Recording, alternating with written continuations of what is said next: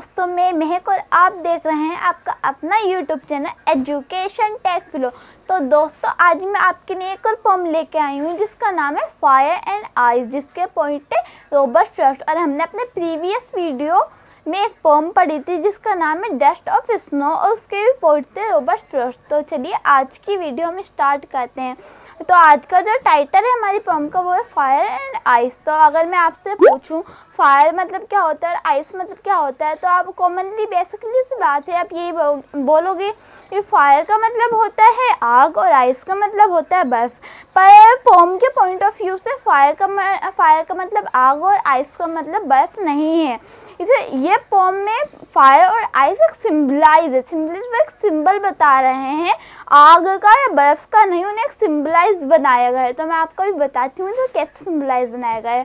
तो जो ये पोम है इसके पॉइंट है रॉबर्ट फ्रॉस्ट, जो अमेरिका के बहुत फेमस पॉइंट है, जो मैंने अपने लास्ट वीडियो में भी आपको बताया था। तो जो फायर और आइस है उसे सिम्बलाइज बताया गया है। जो फायर है उसे बताया गया है डिज़ायर, हमारे पैशन, हमारी जो वांट्स होती हैं, हमारी इच्छाएं, जो हमारा पैशन है, जो हम चाहते हैं, हमारी चाहत होती है, उन सबको फायर बताया गया है, यानी आग बताया गया है। उसे फायर के रूप में बताया गया है इस पोम में। फायर को, हमारी वांट्स को, हमारे पैशन को और हमारी डिज़ायर को फायर के रूप में डिज़ाइन किया गया है। और जो आइस है, आइस को बताया गया है जैसे हेट्रेड, हमें जितनी नफ़रत होती है, आपस में जलन होती है, ईर्ष्या, वॉर, जो वर्ड वॉर्स होती हैं वो सब, लस्ट, रिगिडिटी, हार्डनेस, लोगों को दिल पत्थर हो गए हैं, बस उन्हें अपने दर्द का एहसास है, किसी और की है ही नहीं। तो फायर और आइस को ये सिम्बलाइज बताया गया है, और जैसे मैंने आपको बताया ये ऐसे ऐसे सिम्बलाइज बताया गया है। तो चलिए अब स्टार्ट करते हैं आज की पोम। तो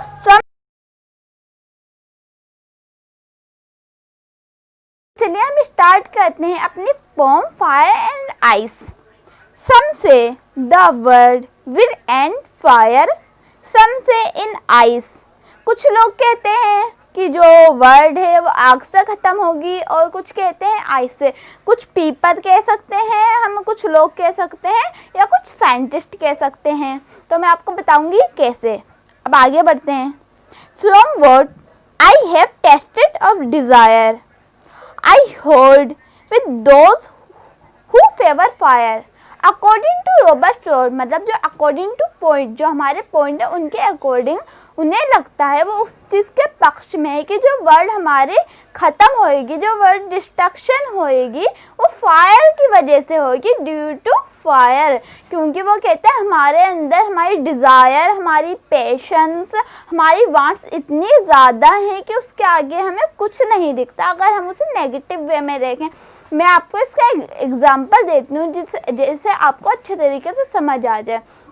रॉबर्ट फ्रॉस्ट कहते हैं मैं उन लोगों के पक्ष में हूँ जो कहते हैं ये जो वर्ड है ये फायर की वजह से एंड होगी, ड्यू टू फायर। तो वो क्यों कहते हैं? आपने हिटलर का तो नाम सुना ही होगा, जो जर्मनी में जिसने राज किया था। तो बस उसकी एक डिज़ायर थी, सब पे कब्जा करना, सब कुछ अपना बनाना, वो कुछ और नहीं चाहता था। ये सिर्फ उसकी एक डिज़ायर थी, एक वांट, जैसे हमारी वांट्स होती हैं कि हमें ये मिले, हमें ये मिले, हमारे अच्छे नंबर आए। तो उसकी भी बस यही डिज़ायर थी, एक वांट थी कि उस पर राज करे। तो उसकी एक डिज़ायर, एक वांट के कारण आप जानते हैं कितने लोगों की जानें चली गई, सब कुछ तबाह हो गया। जर्मनी तो एक कब्रिस्तान जैसा बन गया था सिर्फ हिटलर की एक डिज़ायर के कारण। इसलिए जो हमारे पॉइंट है उनके अकॉर्डिंग टू पॉइंट वो कहते हैं कि जो वर्ल्ड है वो फायर की वजह से ख़त्म होगी, क्योंकि वो सिर्फ एक इंसान की डिज़ायर थी, एक वांट थी, जिसकी वजह से ये सब कुछ हुआ।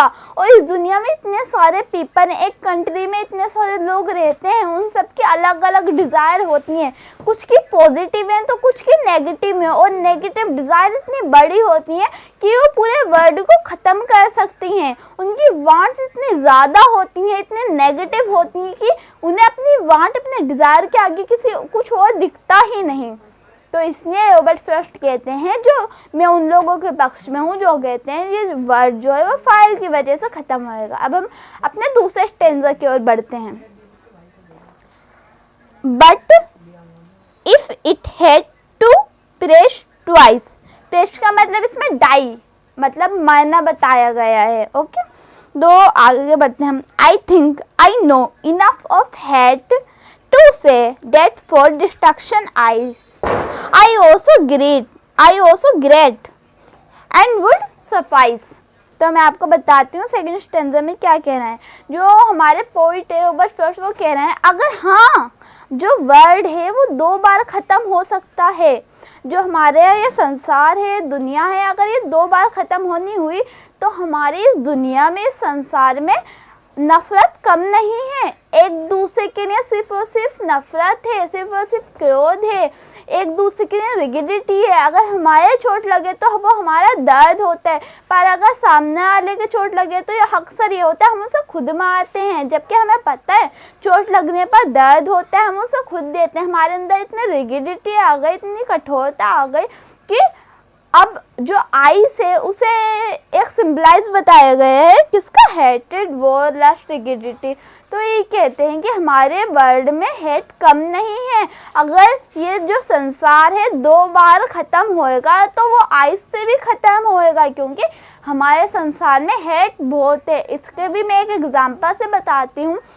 इसके लिए भी मैं एक वॉर का एग्जांपल लेती हूँ। आप खुद सोचिए, जैसे ब्रिटिश शासन था हमारे भारत पे, तो क्या हमारे मन में ब्रिटिश के लिए कोई प्रेम होगा? ऑफ कोर्स हमारे दिल में उनके लिए सिर्फ नफरत थी, हेटेड थी। पर ये हमारी गलती भी नहीं थी, उन्होंने हम पे राज करना चाहा, हमारे ऊपर हमें गुलाम बनाना चाहा, इसलिए तो हमारे मन में ऐसा हुआ। हमारे मन में उनके लिए इतनी हेटेड हो गई थी, इतनी रिगिडिटी हो गई थी। अब ऐसे ही इस वर्ल्ड के सारे इंसानों के दिल में नहीं, कुछ इंसानों के दिल में ऐसी हेट्रेड हो जाए तो ऑफ कोर्स ये दुनिया ख़त्म हो जाएगी।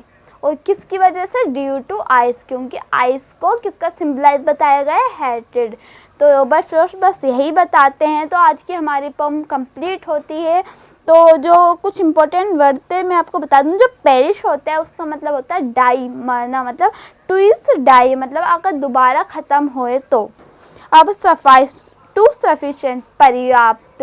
तो बस हमारी पोम अब कंप्लीट हुई। तो मैं आपको कुछ इंपॉर्टेंट क्वेश्चन बता दे रही हूँ जो एग्ज़ाम के पॉइंट ऑफ व्यू से भी बहुत इंपॉर्टेंट है। छोटी सी पोम है पर जो इसका ये क्वेश्चन है वो इम्पोर्टेंट है। वो 5 नंबर तक आ सकता है, 3 से 5 नंबर तक।